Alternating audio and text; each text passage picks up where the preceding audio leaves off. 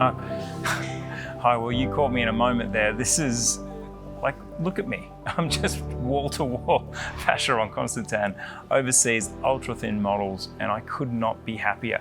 We have this segment called 5 Reasons to Consider. I have a book full of reasons to consider these tourbillon versions of the Ultra-Thin.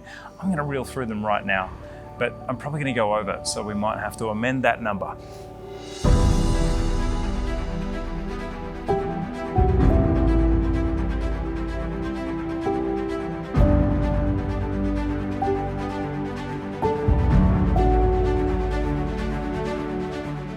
So the first reason to consider these models is the number of firsts that we have on the table in front of us, particularly in this grade 5 titanium version. This is the first full titanium Vacheron Constantin Overseas Tourbillon. It's also the first skeletonized tourbillon. So just look how that plays. I'm going to take one so you can look and I can look at the same time. But you have this deep tourbillon cage at 6, but then you also have this skeletonized section between 9 and 12. That's what I was staring at when you caught me before. This is as deep as the ocean. You are seeing through layers of this watch. It is just absolutely mesmerizing. Number 2, this is the other thing that was catching my eye as I was holding these watches in my hands before. That is the hand finishing of the tourbillon cage. Now in this light, with the sun streaming through these windows, it makes the tourbillon cage look almost liquid. So again, Vacheron Constantin, the house of Geneva seal, the house of hand finishing, the house of skeletonized dials, absolutely on show in the tourbillon cage here. It is polished to a liquid finish.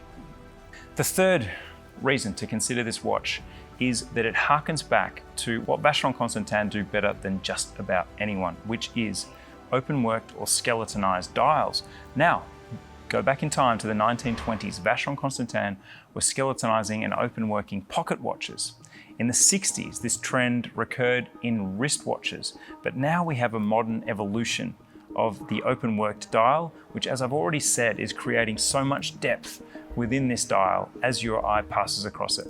However, at no point with this watch does that come at the expense of legibility.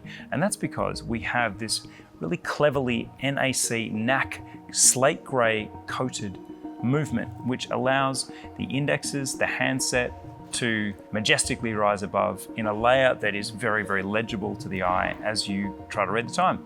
The fourth reason to consider this watch is that you'll have just as much fun looking at it from the backside, and that is because it has a peripheral rotor. Now these are just about as fun to play with as micro rotors, because like a little monorail, they flip around the periphery of the movement and they just look cool. Also, the fit and feel of this watch. I've been wearing the perpetual calendar version this whole review because frankly, it's just staying there from the last one. I'm gonna put one on. Which one should I put on? Dial 1-800 and vote. No, I'm gonna choose the titanium because the novelty of a tourbillon in full titanium is just nowhere near lost on me. And it's grade 5 titanium, as you know, because look at that finishing. Look at those mirror polishing and the brushed finishes. Right, how does it wear? It's 10 millimeters high as opposed to the perpetual calendar, which is 8 millimeters, and they both share a diameter of 42.5.